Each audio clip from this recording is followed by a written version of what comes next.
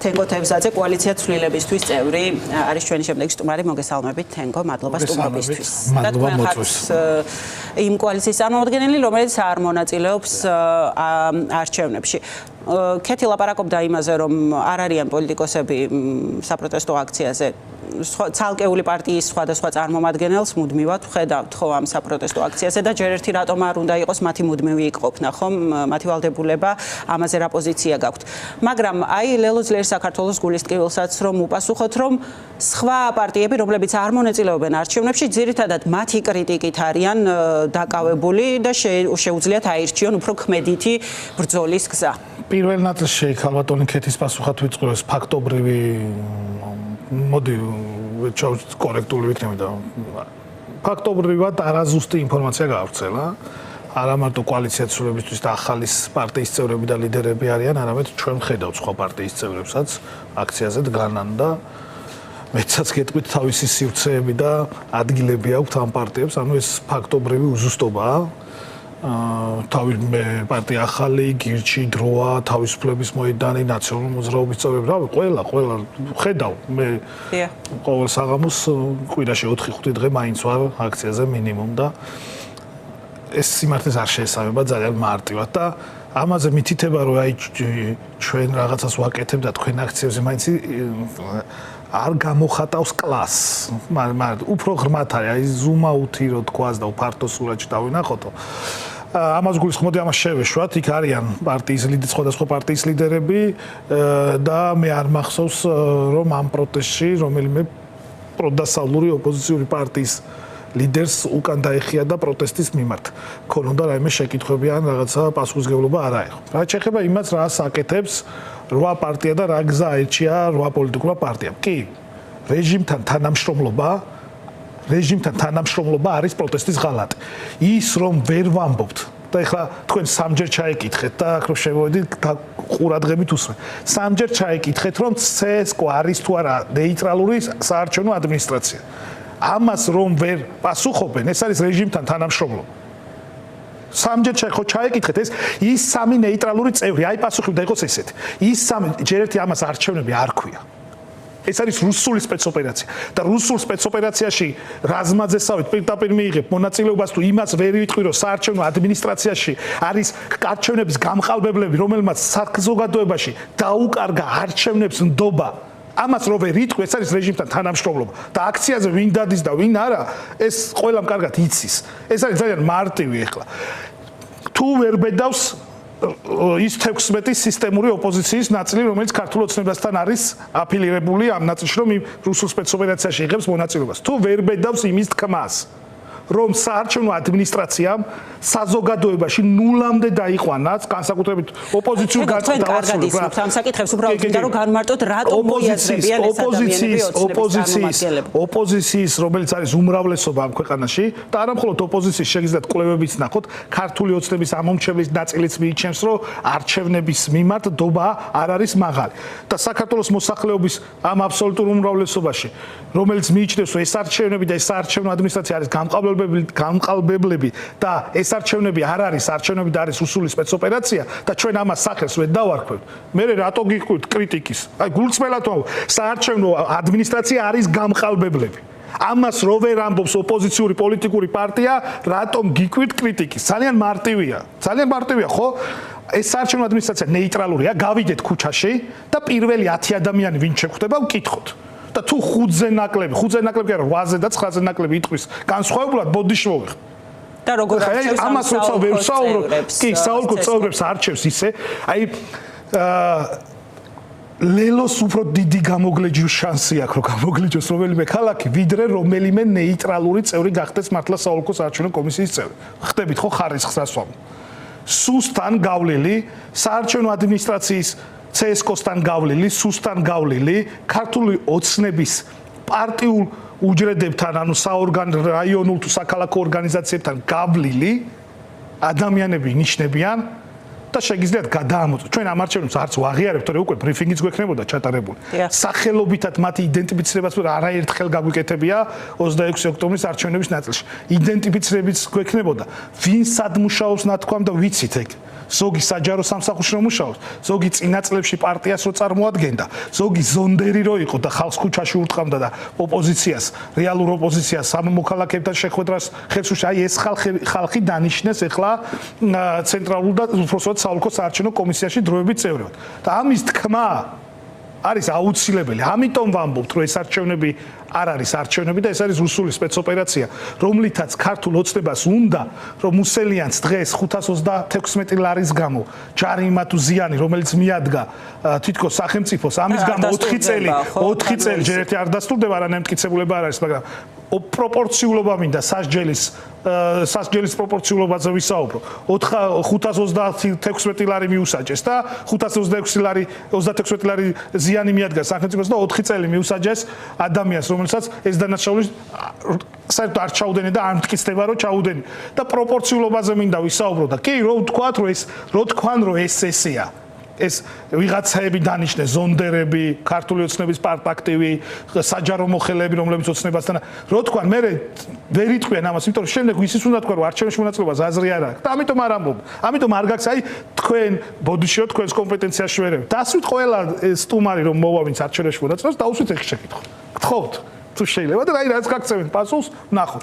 მაშინ მეორე კითხვაზე ხო იმას დაუსვავთ, რომ თუ ესეა, მაშინ ამაში არჩევნებში მონაწილეობას არა ხალხო, ვერავინ, ვერც ერთი კოალიცია, თენგოთებდა, ჩემ ვერ ეცდებ, ვერ შეძლებს, რომ ეს ხო გააკეთებს შორის.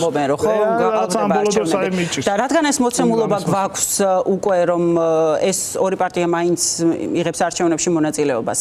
სხვა პარტიები არ მონაწილეობენ არჩევნებში. თუ აი მნიშვნელოვან საკითხებზე, სხვა ზეპარტიულ საკითხებზე, მაგალითად როგორიც არის ოკუპაცია, როგორიც არის რუსული დეზინფორმაცია და პროპაგანდა, ხომ არ შეუშლის ეს ურთიერთ უთანხმოება, ურთიერთ კრიტიკა, წყენები იმას, რომ სხვა უფრო მნიშვნელოვან საკითხებზე გქონდეთ თანამშრომლობა? არანაირი წყენები არ არის, აქ არის სტრატეგიული გზა იმისა, რომ როგორ ვამარცხებთ ქართულ ოცნებას.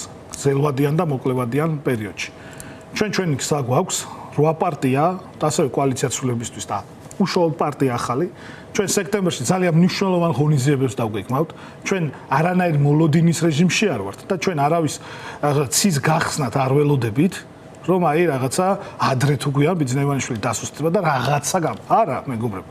ჩვენ გვაქვს კაფიო გეგმა და კაფიო სტრატეგია, ოღონდ ეს არის თანმიმდევრო. რა სახის იქნება? სექტემბერში იქნება ძალიან მნიშვნელოვანი ნაბიჯები და ამის დაანონსება ჩვენ დავიწყებთ შემდეგი კვირიდან და ეხლა რო არ გავასწრო წინ მოვლენებს. რამოდენიმე დღეში ამის ანონსიც იქნება. ანუ უფრო პროტესტის მაგვარ აქტივობებს მოიცავს თუ იქნება სხვა პროტესტის მაგვარი არა, პროტესტი და სხვა სახის აქტივობებს. ორივე და ეს იქნება მნიშვნელოვანი საკითხებთან დაკავშირებული და არა იმასთან დაკავშირებული, რომ აი ხა გასაგებია, რომ ბევრი ადგილობრივი პრობლემაა და მნიშვნელოვანია, რომ ამ ადგილობრივ პრობლემებზე პასუხები გქონდეს პოლიტიკურ პარტიებს. რა თქმა უნდა მნიშვნელოვანი და ერთსაც ვპირდები ყველა იმ პოლიტიკოს, ვინც ადგილობრივ თვითმმართველობის არჩევნებში იღებთ მონაწილეობას, ქართულ ოცნებას არ ეხება ეს მხოლოდ სხვებს. რაც არ უნდა შედეგი დადგეს.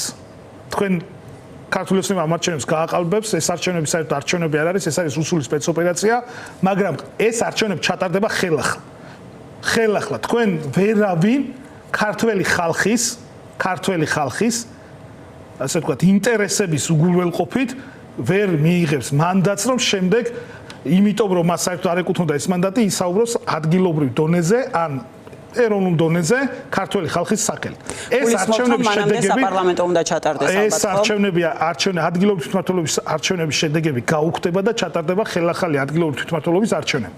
დაველოდებით, ეხლა ჯერაც ფაქტი არ მომხდარა, იმაზე ერთ-ერთ მოთხოვნად აუცილებლად დაემატება ეს საკითხი. რა შედეგიც არ უნდა დადგეს, ეხლა 64 მუნიციპალიტეტს თუ ვინმეს გონია, რომ ქართულ ოცნებას დაუთმოთ და მეერები ეყოლება და იქ რაღაცა სისტემური ოპოზიცია იქნება და ესეთი რაზმაძესნარი ხალხი იქნება საკრებულოში და მე ამ საკრებულოს ხტომაზე ვითომ ოპოზიცია დაესწრება. გამორიცხულია.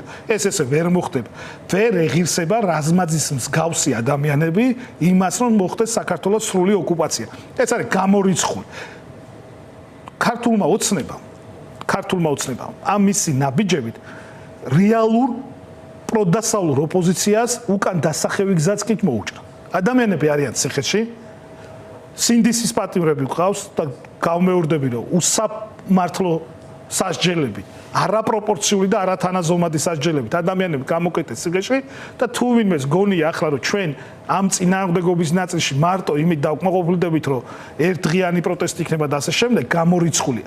ჩვენ ვიქნებით ძალიან ასე ვთქვათ აქტიურად არა ერთი რიგითი, არამედ ის 8 პარტია, რომელიც კონკრეტულ თარიღებზე აიღებს პასუხისმგებლობას, ჩვენ ვიქნებით პასუხისმგებლები იმ პროცესზე, რა პროცესიც იქნება. პოლიტიკოს აქვს პასუხისმგებლობა მართოს ოქტომბერს მაგალითად, როდესაც ლევან ხაბეიშვილი აქტიურად აანონსებს საპროტესტო აქციას, ხო? ჩვენ 4 ოქტომბერსაც, 5 ოქტომბერსაც ვიქნებით აქციაზე. არ არსებობს და ვერავინ ვერ მეტყვის დღეს, როდესაც ნიშნულოვანი აქცია იყო და აქციას რომელიმე პარტია ახალის ან კოალიცია ცვლილებისთვის წევრი გამოაკლდა. ვერავინ ვერ იტყვის ამას. ჩვენ ვიქნებით 4-შიც, ვიქნებით 5-შიც, მაგრამ ამავდროულად თენგო თევზაძე, პარტია ახალი და ამას თავს ვაძლევ ნიკა გვარამიას, ნიკა მელიას, ზურა ჯაფარიძის, საბა სხვითარიძის, ნინო დათაშვილის ამ ხალხს ჩვენ იმედებს ვერ გაუცრუებთ. პროტესტს იმედს არ გაუცრუებთ და პროტესტს არ ჩავაგდებთ ნიჰილიზმში. არა მას არ დაუშვებთ. ვინაიდან იმ პატიმრებთან ერთად რაც ქართულ ოცნებას ახლა აწუხებს არის ეს 270 დღიანი უწყვეტი პროტესტი და არა მხოლოდ რიგითები, არამედ ავანგარდში ვიქნებით წინააღმდეგობის. ქართული ოცნებას დავასუსტებთ, ისე რომ მას უკან დახევა მოუწევს. დავასრულებთ ბოდიშის მოხდით, რომელი დააკლდა. ნიკა დააკლდა, ზურა ჯაფარიძე დააკლდა, საბა სხვითარიძე, ნანა მალაშხია არ დადგა წყლის ჭავლის წინ, თენგო თევზაძე დავაკლდი და დავაკლდი რომელიმე ღონისძიებას თუ დიმა ბიძინაშვილი მოლის გამო სისხლის სამართლის საქმე როა აღძრული და შეიძლება ხვალზე გისის დაიჭირო. ვინ და ნიკუშა ფარულავა დააკლდა, მარიკა არევაძე თუ ანი ქავთარაძე თუ ნინო კვიტაიშვილი, რომელმაც სხეულზე დაზიანება მიიღო დეკემბრის აქციების მნიშვნელოვანი. აი თუ რამე ვინმე მიიღო მაგ პროტესტში დაზიანება ნინო კვიტაიშვილი. ამიტომ ჩვენ 4-შიც ვიქნებით, 5-შიც ვიქნებით, სექტემბერში ვიქნებით აქტიურად, ოქტომბერშიც აქტიურად ვიქნებით, ნოემბერში და ქართულ ოცნებას აუცილებლად დავამარცხებთ. ამ საპროტესტო მოძრაობაში აი პოლიტიკური კომპონენტის უფრო წინ წამოწევას. მაგალითად აი ქეთი თურაზაშვილმაც თქვა რომ ეს ძალიან კარგად გამოსდით აქტივისტებს და არ არის აუცილებელი წინა ფლანგზე პოლიტიკოსების ყოფნა. ახლა რა აქციებიც მიმდინარეობს, იქაც არ ჩანს პოლიტიკოსების აქტიურობა, იმიტომ რომ ძირითადად ეს სამოქალაქო აქტივისტების მიერ არის უფრო მეტად ორგანიზებული და ისინი უძღვებიან წინ უფრო და რიგითი მოქალაქეები ვიდრე პოლიტიკოსები. თუ გამოჩნდება თქვენი როლი პოლიტიკოსებს? ჩვენი როლი გამოჩნდა 19 ივლისს, ჩვენი როლი გამოჩნდა სხვადასხვა ღონისძიებებზე ამ ივლისში და აგვისტოში და ფაქტურად რუიანმა მოსშალა ის განცდა რომ აი აგვისტო და მათ შორის პროტესტმაც უნდა ვაღიაროთ ამ ორმა სუბიექტმა რომ აი აგვისტო თითქოს პოლიტიკური რაღაცა დასვენების კალენდარული თვეა თუ თარიღია თუ რაღაცა სეზონია. არა მეგობრებო, სექტემბერში ჩვენ ვიქნებით ავანგარდში წინააღმდეგობის და მე დარწმუნებული ვარ რომ ბევრი ადამიანი გამოვა აქციაზე და სხვადასხვა სამოქალაქო ჯგუფები შეუერთდება იმ აქტივობებს და ღონისძიებებს რომელიც დაგეგმილია. არ იქნება ეს სექტემბერში საკმარისი, ოქტომბერში გავაგრძელებთ მტკიცე პროტესტს. რაც შეეხება იმას რომ პროტესტი არის აქტივისტების უბრალოდ ამას ვერ დავეთანხმები. პროტესტი არის საქართველოს მოქალაქეების. პროტესტის პრივატიზება აღარ გამიგია ეხლა. ბოდიში და პროტესტის პოლიტიკოსი რო ამბობს, აი, ჩემი პასუხისმგებლობა არ არის, ის იმათ პოლიტიკოსი რო ამბობს, რომ პროტესტი ჩემი პასუხისმგებლობა არა. ცოტა უხერხულია პირველად გავიგე. ბევრი წამიკითხავს, ბევრი მომისმენია, შეიძლება დიდი წლების გამოცდილება არ მაქვს პოლიტიკაში, იმიტომ რომ ახალი ვარ და იმ ახალ პარტიასთან და ახალთან ერთად შემოვედი, მაგრამ პირველად მომისმენი რომ პროტესტი პოლიტიკის პასუხისმგებლობა არ უნდა იყოს. ამას გატარებას ვაპირებდი, საერთოდ ეხლა რო არ ჩავმკითხოდით და ხო, არა, პოლიტიკოსის პროტესტი არის პოლიტიკოსის პასუხისმგებლობა. არ არსებობს პროტესტი, რა თქმა უნდა, აქტივისტების პასუხისმგებლობაცაა და საქართველოს მოქალაქეების პასუხისმგებლობაცაა, მაგრამ როცა პროტესტი არის პოლიტიკოსის პასუხისმგებლობა, იმიტომ რომ იმ პროტესტზე პოლიტიკური მოთხოვნებია ხო დაყენებული ახალი არჩევნები და პოლიტპატიმრების განთავისუფლება და ეს როგორ არ უნდა იყოს პოლიტიკოს პასუხისმგებლობა ვერ ხვდები. მინდა რომ მოვასწროთ გორის საკრებულოს თავმჯდომარის განცხადებაზე თქვენ გააკეთეთ ამასთან დაკავშირებით განცხადება და თქვით რომ გარდა იმისა რომ შეიძლება ამ ადამიანს მართლა ასეთი დამოკიდებულება ჰქონდეს და გამოხატავდეს მაგალითად ქართული ოცნების ჯდებოდეს სრულად ქართული ოცნების პროპაგანდაში ხო რომელსაც ოპოზიცია აბრალებს რომ რუსეთის დავალებას ასრულებს ამ პოლიტიკით. თქვენ ასევე ელაპარაკეთ რომ მას აქვს გარკვეული ფინანსური ინტერესები და ის ვალდებულია რომ საკუთარი შეხედულებების გარდა მაინც ასე ილაპარაკოს. კონკრეტულად რომ ვილაპარაკოთ რა ფინანსურ ინტერესებზე ალბათ. ძალიან მარტივად ეს ვაჟბატონი გამოირჩევა. სხვათა შორის შემდეგ დავიწყე მოკვლევა და კარგად გამახსენდა და ეს ინტერნეტში არის ამის შესახებ რა განაცხადება გაკეთებული აქვს გინტურთან დაკავშირებით. ფაქტობრივად გინტურის მკვლელობა რომიც დათრება და მოუნდება გადასვლა ყველა არ უნდა გადავიწყო. და ეს სისაძაგლე დააბრალა გინტურს და მის სიმთვრალეს. ეს არის სიგიჟე, ეს უკადრებელის კადრება, ეს არ ჯდება არანაირ ადამიანურ თავი დავანებოთ, რომ ის მოღალატეურ, ესე ვთქვათ, ინტერესად არის ამ ქვეყანაში. ადამიანობაში არ ჯდება, მოღალატეებიც კი არ იქცევენ. ანუ ეგრეთ წოდებული დამხრეტავებიც კი არ იქცევიან ესე და არ იქცეოდნენ 30-იან წლებში, რომ ხრეტენ ადამიანს, მას არ აბრალებდნენ, განაჩენს ასრულებდნენ იმ უსამართლო განაჩენს და ეს სრული სიგიჟეა. რაც შეეხება ყველა ესეთი განცხადებელი ადამიანს უკან და ჩვენ ამათ ვიკვლევთ უკვე, იმიტომ რომ რა ინტერესი აქვს, აი რაზმაძეს რა ინტერესი აქვს, რომ ესეთი სისაძაგლე თქვას, ამის გამო ქართულ ოჯახში არ უნდა უშვებდნენ სტუმრად. ანუ არ უნდა იღებდეს ოჯახი, რომ ქართულ ჯარს დააბრალონ, ეს არის მიშა სააკაშვილის ხულიგნები. ეს ცდება ყველანაირ ზღვარს ცდება.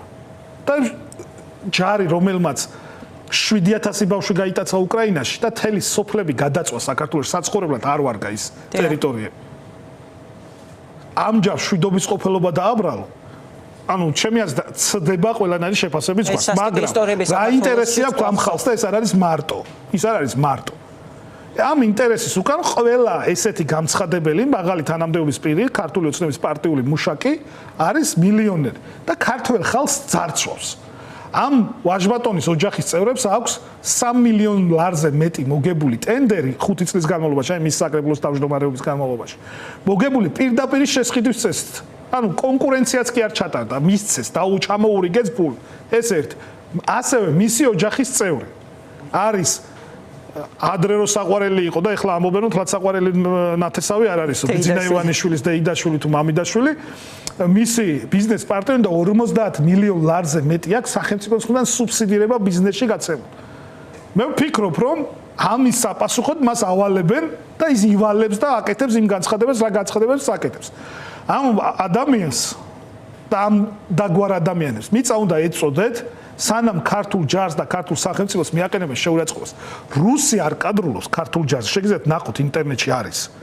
რომ იყო მარადიორი, იყო მკვლელი და მშვიდობიან მოქალაქეებს ხოცავდა. ვერცეთ რუს სამხედრო პირის განცხადებას ვერ მეტყვით მსგავს და მსგავს. აი შეგიძლიათ მოვძებნოთ. და ეს კადრულობს, რომელიც წარმოადგენს ქართულ ოცნებას და ამ შემთხვევაში ის არის საკრებულოს თავმჯდომარე და ჯობია რომ მალე არ იყოს, აი სადაც არჩევნები უწევს და ამ გადახალისებას აკეთებენ. არა, ის არის, რა ქვია, ეს რუსული სპეცოპერაცია არ გამიკვირდება, რომ ამ რუსულ სპეცოპერაციაში ისევე გიყოს წარდგენილი ან მერობის კანდიდატად, ან საკრებულოს თავმჯდომარედ, ამიტომ ამობ მათი არჩევნები უწევთ და შეიძლება გადაათამაშონ ან მერობის კანდიდატი იყოს, ან ისევ საკრებულოს წევრი, ასე შემდეგ. ამას არსებობს თუ აგზნობს რამე პასუხისგებლობას, იმაზე კი არა საქართველოს ეგზნობს რამე პასუხისგებლობას, ან გორელების წინაშე გზნობს რამე პასუხისგებლობას, არა, საკუთარი თავის წინაშე თუ გზნობს რამე პასუხისგებლობას, დროზე უნდა თქვას უარი და გაეცალოს ქართულ პოლიტიკას. გაეცალოს ქართულ პოლიტიკას და ბოდიში მოუხადოს ქართულ სახელმწიფოს იმ განცხადებების გამო, რა განცხადებებს მან გააკეთა. ეხლა ადამიანები იბრძოდნენ ფიზიკურად. ფიზიკურად იცავდნენ ჩვენი ქვეყნის ტერიტორიულ მთლიანობას და ჩვენი ქვეყნის მოქალაქეებს და ჩვენს სამშობლოს. ეს ვიღაცა სადღაც შირგვებში იყო ალბათ დამალული და ეხლა ქართულ ჯარს აყენებს და ქართულ სახელმწიფოს აყენებს შეურაცხყოფას და რუსეთს აძლევს შესაძლებლობას რომ დაეყნოს ამ ასე ვთქვათ ვაჟბატონის განცხადებას. ამიტომ გადადგეს რა იმპიჩმენტის პროცედურა და ასე შემდეგ. უნდა მოიხადოს ბოდიში და გადადგეს, იმიტომ რომ ბოლოს თავს გაუვიდა ამათ და სანამ ესე იქნება ეს პროცედურულ ბრძოლაში სანამ ვიქნებით ამათთან, ხო? არაფერი გამოგვივა. ამიტომ დროზე მიიღოს ეს გადაწყვეტილება, გადადგეს, თორე არ ექნება მარტივი პოლიტიკური ცხოვრება. კი ბატონო, მადლობა.